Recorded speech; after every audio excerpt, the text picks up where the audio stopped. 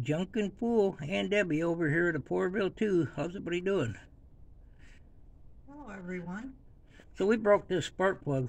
Well, I should say I broke this spark plug. And I'm trying to get it out. I've got it loose now. I finally got it turning. I tried using the little propane torch. There's a couple of them around here and I just couldn't get it hot enough. It's kind of like you got aluminum heads in a steel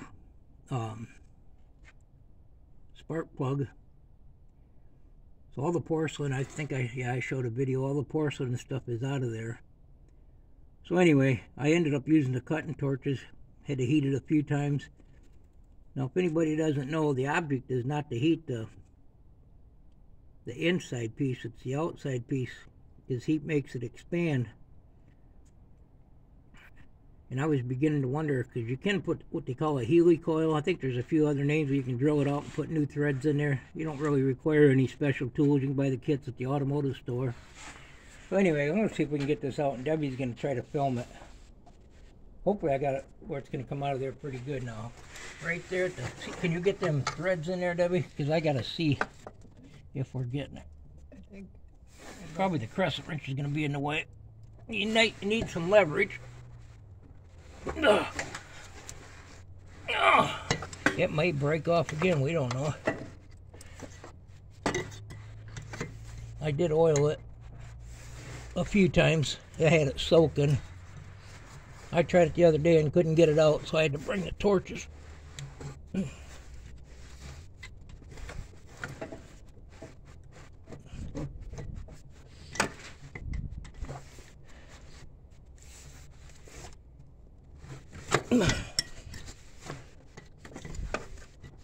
Yeah, you hammer these in, but you want to make sure you get your piston out of the way.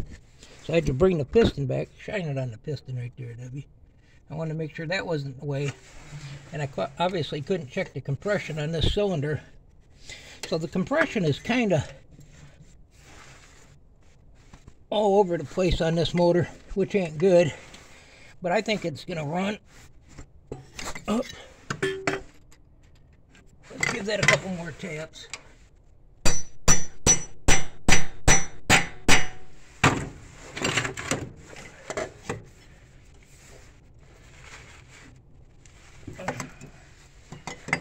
And this is, I guess this is considered an easy out. Can you see it, Debbie?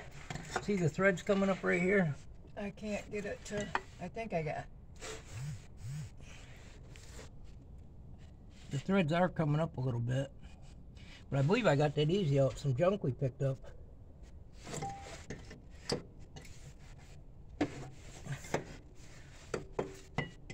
Got plenty of leverage with this crescent wrench, which actually come from some junk we picked up. 15-inch crescent wrench, adjustable wrench, whatever they want to call them. I know crescent wrench is actually a name brand, but hey, we're getting this thing. All right.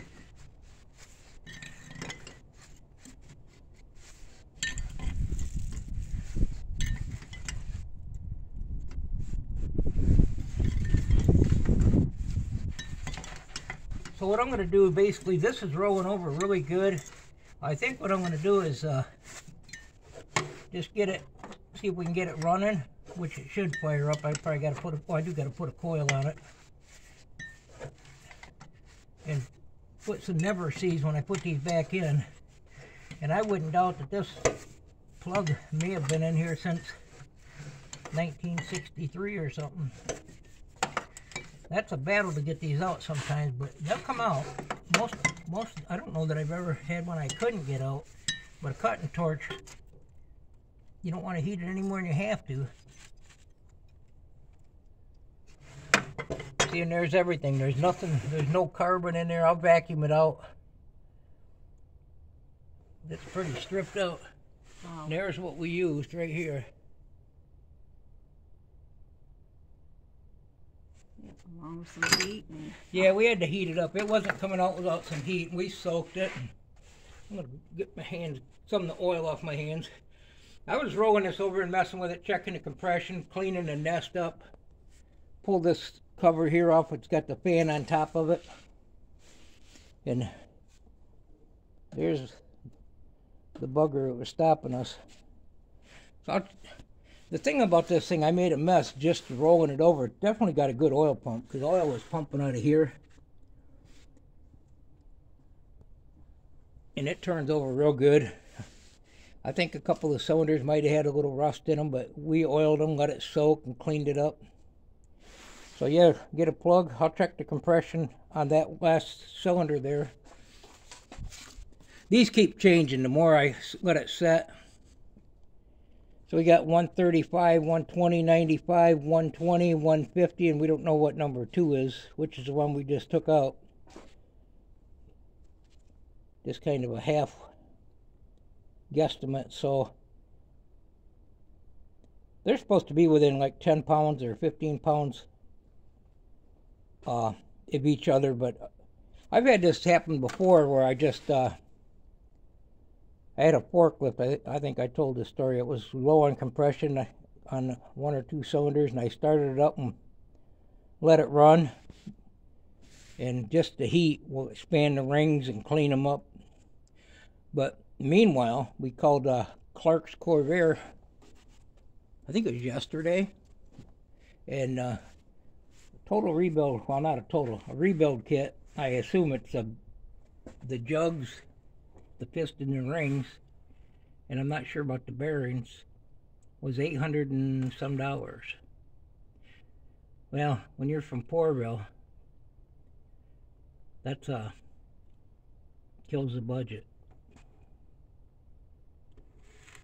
Look at that thing, that's huge. That thing is handy for so much stuff. I got a funk full of parts here. Debbie, can you open the hood on that blue one? Maybe? I've been putting the parts in here. A little dark in here. I gotta get some more light in here.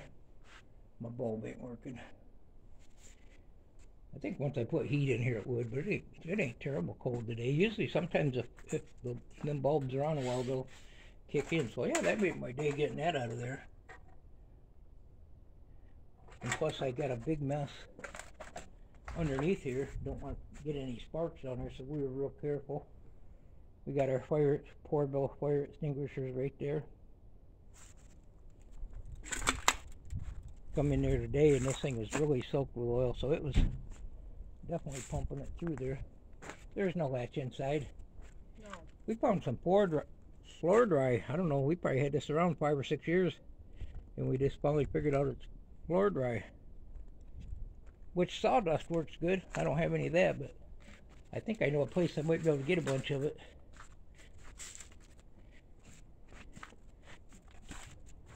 Yeah, it's off to that side. Here, let me try that. Just go all the way over to the... Can you lift up on it? Yeah. So actually I did this. I gotta take credit for something. Yeah, you did that. I cleaned this up, vacuumed this all off yesterday. This one seems to roll over. I was gonna put oil on the cylinders. Well, I am gonna put oil on the cylinders before I try it. And I'll probably just pull these. I thought this was something somebody did, but I was looking on the videos and a lot of them are like that. So this is the 1960. I think this one will run too. I think them two are going to run. And this one needs a distributor and carburetors, but if I get one of these running, or if this one's not going to run so good, instead of spending a bunch of money, I'm going to see if I can get that one going. That's the engine out of that one. That's a 1964. And I think they're all like 95 horse. But don't care too much about the horsepower. So the red one, it needs 2 carburetors and a distributor, which I can rob some carburetors to try it, get it rolling over, oil the cylinders in that one too. That one hasn't been vacuumed off yet. So yeah, I've been over here too, messing around back and forth. I was cutting a little iron over at Corvair 1 today. I had to bring the torches over here. Kind of a nuisance taking back and forth, but what can you do? Got another little project. So I got these Harbor Freight 100 amp solar panels, and I put them on a wooden frame. They're not hooked up yet. They're just, I've had these around for probably 4 or 5 years, something like that. I've got 2 sets of them. I was gonna put them on the chicken coop, but messing around with them, put it on a 2x6, and then I didn't have enough 2x6 to do the corners, but the way I did it, I got it rigged up where I can put the other ones I got and add to this, or make one just like it, set beside them, get some power. Yeah, just been messing around with little projects here and there, trying to get it done for winter. I was hoping to have a lot more firewood. I don't really plan on using too much firewood, but if the heater quits working, we got to do something. Heater should be good to go though.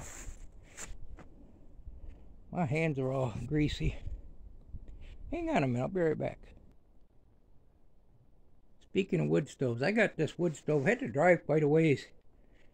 We've had it probably close to a year. I lit it once, just got it all hooked up. There's some of the cast iron pans we've been collecting. A couple of them are worth some money. Not a whole lot, I don't think, but yeah, I've been working on this. I'm going to pull that off. These curtains are all coming down. That's all going to be redone. But yeah, that's going to be, eventually I'm going to pull them off, get them cleaned up better. I just put them on there, maybe put red brick behind that, fake red brick, clean it up a little bit. There's that free sewing machine. I got that somewhat working.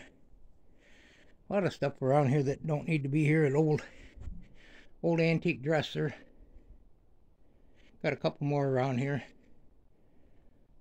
And I like these heaters here. 30,000 BTU. Don't require power.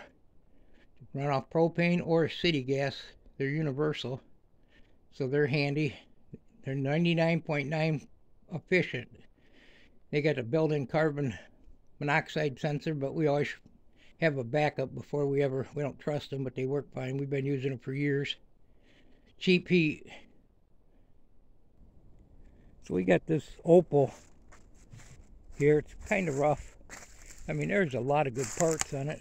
Anybody remember me hot rodding around with this a little bit? The name of the tires off that Prism, I think that's how they pronounce it. Today's project, I got 3 of these tires I'm going to take off of here. They're 13-inch for the Corvair. And one of these was the original. I'm going to pull it out. That one might actually be flat, I don't know. I'll pull it out with the skid steer and get the old tires back on it. And I believe it's going to be sold. Was going to work on it, runs. I was going to cut it in half and use it for run my shear, but I don't know. Opal Manta. I'm not sure what year that is.